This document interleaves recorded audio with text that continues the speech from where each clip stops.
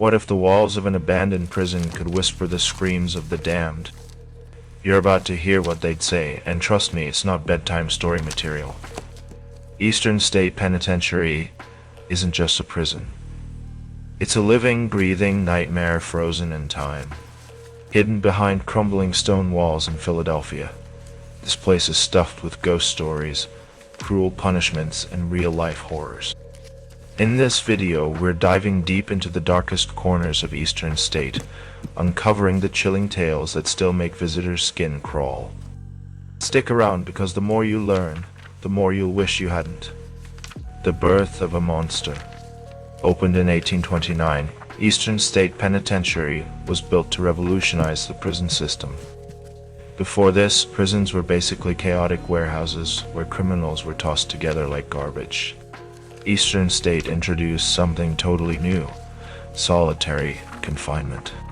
They believed isolation would make criminals reflect, repent, and come out better people. Instead, it broke their minds. Imagine spending 23 hours a day locked in a tiny cold cell with only a Bible and your own thoughts. No talking. No visitors. No sunlight except for a small hole in the ceiling they called the Eye of God. Sounds like a recipe for pure madness, right? Yeah, it was. The building itself looked like a medieval castle with huge stone walls and massive iron gates. Architect John Haviland said the design was meant to strike fear into the hearts of those who entered. Cells were designed so prisoners couldn't even see each other. Guards wore socks over their shoes to muffle their steps, moving silently like ghosts down endless stone corridors. Some prisoners were so desperate for human contact they would bang their heads against the walls until they knocked themselves out. This place wasn't built for second chances. It was built to break you. Over the years, Eastern State gathered more than just prisoners. It collected legends, the kind that would make your blood run cold. The lockdown screamer. Guards reported hearing blood-curdling screams echoing through empty halls. When they checked the cells, they found nothing but dust and shadows. Cell Block 12's whisperers. Visitors today say they hear whispers floating out of empty cells, even when they're alone. Al Capone's ghost. Yep, the Al Capone actually did time here in the 1920s. But even a gangster like him wasn't safe. Capone claimed to be haunted by the ghost of James Clark, one of the men he had killed during the St. Valentine's Day massacre. He was so tormented that he begged guards to protect him from something no one else could see. But here's the thing: when a place soaks up that much pain, that much fear, it doesn't just sit quietly after the doors close. It lingers. The question isn't if Eastern State is haunted. The question is, how much of it is still alive? Because the horrors didn't stop when the prisoners left.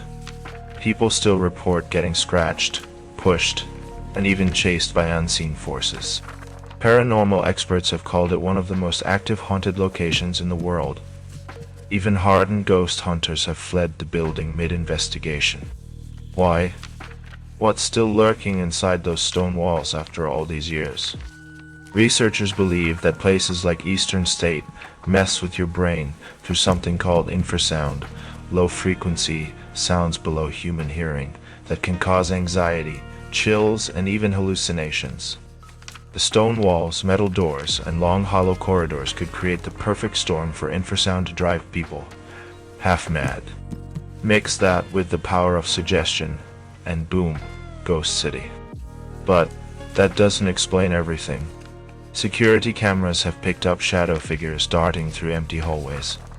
Tourists have fainted after feeling cold hands grab them in rooms with no one around.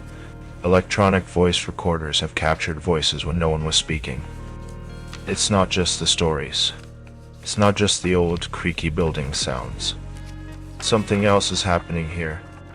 Ghost hunters filmed one of their scariest episodes inside Eastern State.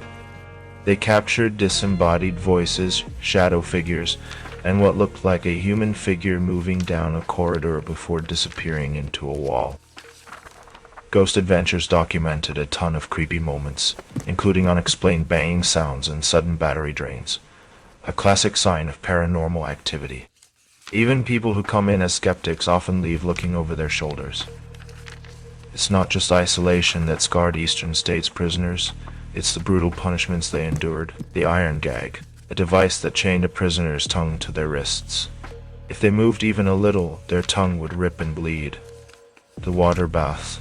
Prisoners were dunked in freezing water and left outside during winter until ice formed on their skin.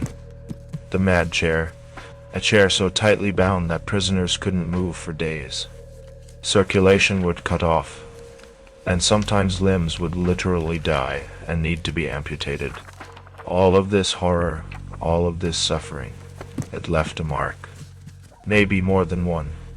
There's one story that really sticks with anyone who reads about Eastern State, and it happened to a maintenance worker named Gary Johnson. In the early 1990s, Johnson was changing a lock in one of the old cell blocks when suddenly, he felt a crushing pressure on his chest, like hands pushing him against the wall. He swore he saw shadows darting past him and heard a voice whisper in his ear. The crazy part, when he stumbled out of the cell, pale and shaking, another worker noticed deep red scratch marks across his shoulders, under his shirt. No explanation. No one else in the room. Just Gary the ghost, and the memory burned into his skin. Stories like Gary's are why people say Eastern State Penitentiary isn't just haunted.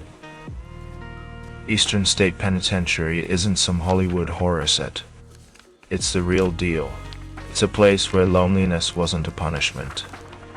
It was a weapon. Where guilt, pain, and rage seeped into the stone and never left.